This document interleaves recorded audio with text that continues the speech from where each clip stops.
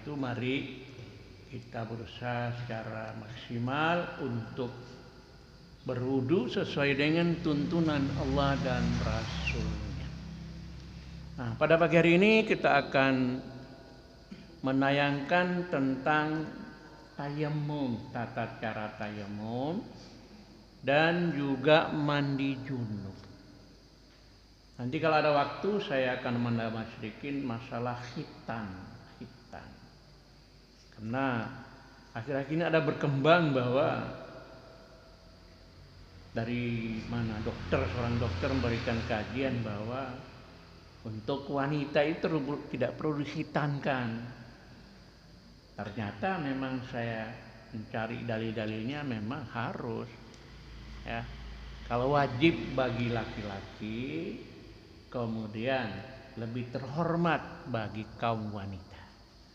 Untuk itu coba kita lihatkan tayangan tentang bagaimana cara bertayamum kalau tidak ada air, Pak. Misalnya bapak-bapak berada di pesawat pergi menunaikan ibadah haji atau musafir dan lain sebagainya. Silakan Pak Suni, bisa dibesarkan suaranya. Sekalian berbahagia, tata cara bertayamum dan mandi junub. Tayamum itu artinya ketiadaan air, Pak. Jadi air tidak ada, ya. Atau dalam keadaan sakit, Pak. Dalam keadaan sakit, air tidak ada, memang kita oleh Nabi atau oleh Allah Subhanahu wa taala dianjurkan fatayammamu sa'idan. Fatayammamu itu bertayamumlah dengan tanah yang bersih. Ya, jadi di sini bisa, Pak. Ya, jadi kita bisa di kereta tempat duduk juga bisa, atau di kapal laut juga bisa, atau mungkin dalam keadaan darurat. Bapak Ibu kan tawaf kan? Pas kentut, Pak. Bagaimana mengatasi? Sama ada Ibu Rukmini, pimpinan wilayah itu menganjurkan pakai air yang sedikit, saat gelas itu kesulitan, Bu. Air kan pasti tumpah kan? Maka kita di RSIA itu menyepakati ini dalam keadaan darurat, jadi kita tayamum. Di belakang teman kita itu, Pak. Di belakang teman kita, punggungnya itu pasti ada debu, Pak. Ini letakkan ya. Setelah itu kita balik. Kita tiup. Setelah tiup kita basuh muka kita. Yang lepas ini, Pak, ya. Muka semua, baru kanan kafaika yamini wa kafaika bismillah. Kanan sampai di sini, Pak, pergelangan, Pak. Memang ada pandangan ya. Dan yang sampai di sini, Pak, ada yang ada hadisnya. Tapi kita Muhammadiyah, kita sepakat sampai di sini, Pak. Di sini namanya mirgafain itu sampai di sini, Pak. Itu berlaku hanya satu kali sholat saja, Pak. Tapi begitu kita tayamum ada air, harus menggunakan air. Itu tayamum itu, Pak. Tentu kalau kita kembali kepada tata cara wudu, ya habis wudu kan kita berdoa kan, asyhadu an la ilaha illallah wahdahu la syarikalah wa asyhadu anna muhammadan abduhu wa rasuluh. Itu doanya, Pak, itu, Pak. Memang ada juga Allahumma ij'alni minat tawwabina waj'alni minal mutatahhirin. Tapi Muhammadiyah hanya itu saja, Pak. Asyhadu an la ilaha illallah wa asyhadu anna muhammadan abduhu wa rasuluh. Itu tayamum. Kemudian kita kepada junub, mandi junub. Mandi junub itu artinya mandi besar. Kita ini kan tidak wudu, berarti kita dalam keadaan hadas kecil. Kalau mandi junub itu berarti kita dalam keadaan hadas besar. Hadas kecil itu tidak berwudu, Pak. Kita dalam keadaan hadas kecil. Kalau hadas kecil berarti kita wudu, sudah bersih kita. Tapi kalau hadas besar itu harus mandi, Pak. Pertama misalnya hubungan suami istri, Pak. Satu. Kedua, keluar sperma, Pak. Ya, baik disengaja maupun tidak disengaja, lihat mimpi misalnya itu. Ketiga adalah nifas, Pak. Nifas itu melahirkan itu, Pak. Pada selama 40 hari, 4 bulan 10 hari ya. Baru haid. Haid itu rata-rata 7 hari gitu, Pak. Kalau itu sudah selesai kita harus mandi, Pak. Baru bisa sholat. Kalau tidak mandi, sholatnya tidak sah, Pak. Tidak sah, Pak, itu, Pak. Tidak sah itu, Pak. Jadi keluar mani wajib mandi. Tapi keluar mani tidak wajib mandi, cukup dibersihkan, Pak. Jadi kalau mani itu jelas ketika hubungan biologis atau mimpi itu mani ya memang putih warnanya. Kalau madhi itu adalah cairan keluar dari kemaluan pada saat barangkali kita kecapean. Itu tidak najis, Pak, tidak najis. Yang najis itu madhi. Tapi mani tidak najis. Kalau madhi cukup dibersihkan saja, Pak. Kemaluan dibersihin air. Baru wudhu kita sholat. Tapi kalau keluar mani ya wajib mandi, Pak. Mandi sebagaimana tadi dijelaskan kan. Pertama kita mandi di kamar mandi, Pak ya. Tentu pertama itu kita membersihkan kemaluan, Pak. Ya, kemaluan dibersihkan dengan tangan kiri, jadi mengambil air, Nabi dan mengambil air, bersihkan kemaluan tangan kiri itu dibersihkan dulu pakai sabun. Baru kita cuci tangan, ya. Baru kita berwudu, Pak. Bismillahirrahmanirrahim. Setelah kita berwudu, kita masukkan air 3 kali, Pak ya. 2. Baru ketiga wajah, baru kanan sampai wa aidiyahum ilal marafiq. Marafiq itu sampai siku. Tidak boleh kurang dari siku, Pak. Marafiq itu sampai sini. Baru ke kiri, ya. Tidak boleh begini terus begini tidak boleh. Harus tertib namanya, tertib, Pak. Tertib itu kanan dulu, baru kiri. Nah itu rambut. Kalau kita kan sering sholat dengan mahasiswa di kampus kan, kita perhatikan itu ada ini toh, itu salah itu, Pak. Itu memang pendapat Imam Syafi'i dan Malik itu bahwa rambut helai saja sudah sah. Tapi kembali ke Nabi. Nabi itu menganjurkan kalau kita wudhu itu letakkan sampai ke belakang, sampai ke kudu, Pak ya. Walaupun ibu-ibu punya rambut panjang sekalipun harus sampai di sini, Pak. Baru kembali lagi. Nah, ini masuk di lubang, Pak. Kan kotor kan, Pak? Ibu jari di belakang sini, Pak. Sudah. Baru kalau selesai kaki terakhir, Pak. Tadi kan dijelaskan kan, tuangkan 3 kali air dari kanan, baru dari kiri. Nah, sebelum menuangkan air, ibu sekalian, air itu tangan kita itu masuk di air, Pak. Mungkin air di pakai gayung ya, air ini baru masukkan sini, Pak. Harus merata. Ibu-ibu harus rambutnya sudah terlepas. Rambut sudah dalam keadaan terlepas. Ya. Nah, setelah itu masuk di sini. Selesai baru tuangkan kanan 3 kali, kiri 3 kali seluruhnya. Harus ibu silakan pakai sampo, pakai sabun. Nah, terakhir itu dicuci semua, baru kaki kiri kanan dulu. Jadi wa arjulakum ilal ka'bain. Wa arjulakum, bersihkan kaki kita sampai ke mata kaki. Jangan kurang dari mata kaki, Pak. Kalau kurang dari mata kaki, Nabi pernah kan ada orang masuk masjid lihat kok tidak sampai mata kaki. ulangi lagi itu. Karena tidak masuk kaki berarti itu neraka. Ulangi dulu. Jadi sampai tangan mata kaki kanan 3 kali, mata kaki kiri kaki 3 kali. Baru selesailah kita berwudu, kita bertayamum kan. Selesailah kita itu. Kemudian ya kita pakai pakaian, Bapak Ibu sekalian, silakan langsung sholat tanpa berwudu lagi. Tapi ada hadis-hadis yang mengatakan kalau misalnya selesai mandi semua ya, masih juga memegang kemaluan harat, itu harus diulangi lagi, Pak. Harus diulangi lagi wudunya, Pak. Ada yang mengatakan bahwa Nabi ada mengatakan kemaluan itu kan sebagian dari tubuh.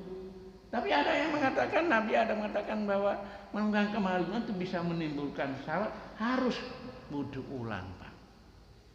Tapi kalau habis kita mandi selesai semua, kita pakai handuk, pakai pakaian, ya langsung sholat.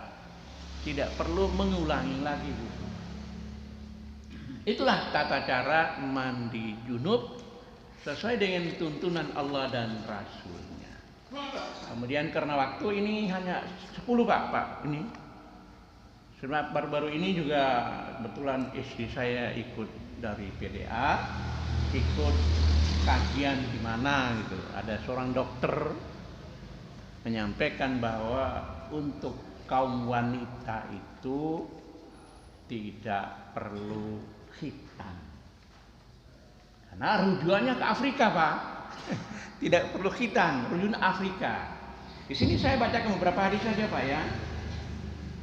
Nah, Nabi mengatakan alasan mengapa orang itu berkhitan karena khitan adalah milah. Milah itu ajaran. Milat Ibrahim kan ada di Quran kan, milat Ibrahim, ajaran Nabi Ibrahim. Ahtatana Ibrahim Khalil Rahmani ba'dama atat alai samanu nasanatan. Nabi Ibrahim Khalil Rahman, kekasih yang Maha Pemurah, berkhitan setelah berumur 80 tahun, Pak. Sudah tua kan, Pak? 80 tahun, Pak, baru khitan. Khitan pun pakai kapak, Pak. Kapak, Pak, itu, Pak. Bayangkan betapa sakitnya itu, Pak. Ya, sakit sekali. Kalau sekarang kan ada orang kita kan harus dibius dulu kan. Kalau zaman Nabi itu memang zamannya apa istilahnya? Zaman megalit, batu besar itu, Pak. Maka alat pemotongnya ya batu, Pak. Ma'auhaina ilaka anit tabi millata Ibrahim hanifa wa makana minal musyrikin. Kemudian kami wahyukan kepada Nabi Muhammad SAW, ikutilah agama Ibrahim sebagai sosok yang hanif dan tidak termasuk orang musyrik. Jadi ada dalam Quran ada 2 nabi saja, Ibrahim dan Muhammad, disebut uswatun hasanah. Jadi Nabi Muhammad itu melanjutkan ajaran Nabi Ibrahim. Misalnya tawaf itu kan Ibrahim kan, Ka'bah Nabi Ibrahim dengan putranya Ismail membangun. Sa'i itu adalah istri Ibrahim, Hajar. Jadi ajaran ditinggalkan Nabi Ibrahim itu memang kita harus mengikuti. Apalagi sebentar lagi kan Bapak Ibu sekalian kan, tanggal 28 itu tanggal 10 Dzulhijjah kita menyembelih korban. Itu milah siapa? Milah Ibrahim kan? Ibrahim itu menyembelih korban bagi yang punya kemampuan, Pak. Jadi korban itu. Kemudian alqi angka sya'ral kufri wahtatin, buang dari bulu-bulu kekafiran dan berkhitanlah. Berkhitanlah. Hadis berikutnya, idal takal khitanan, khitannya nih wahabal kusla. Jika 2 khitan bertemu maka wajib mandi. Maksud 2 khitan bertemu itu kalau hubungan suami istri kan, suami juga dikhitan, istri juga dikhitan. Jadi kalau dua khitan bertemu wajib mandi tadi itu. Mandi junub tadi Pak itu Pak, wajib mandi. Apakah itu keluar mani, tidak keluar mani, wajib mandi Pak. Karena bertemu kedua khitan tadi itu. Ya, itu. Kemudian la tungkihi fa inna dzalika ahtalil mar'ati wa habbu ilal ba'li. Janganlah habiskan karena hal itu sangat berharga bagi wanita dan sangat disukai oleh seorang suami. Takutnya kemaluan istri itu, wanita itu apa ujungnya itu tidak boleh dihabiskan, diambil sedikit. Kemudian ida khafati wa simi wala tungkihi fa innahu andaru lil wajhi wahda inda zauj. Jika engkau ingin memotongnya, potonglah sedikit tapi jangan dihabiskan, karena hal itu lebih mencerahkan wajah dan lebih menyenangkan suami. Al-khitanu sunnatul lirrijali makrumatun linnisa'i. Khitan itu sunnah bagi kaum laki-laki dan kehormatan bagi kaum wanita. Demikian hadis dari Imam Ahmad.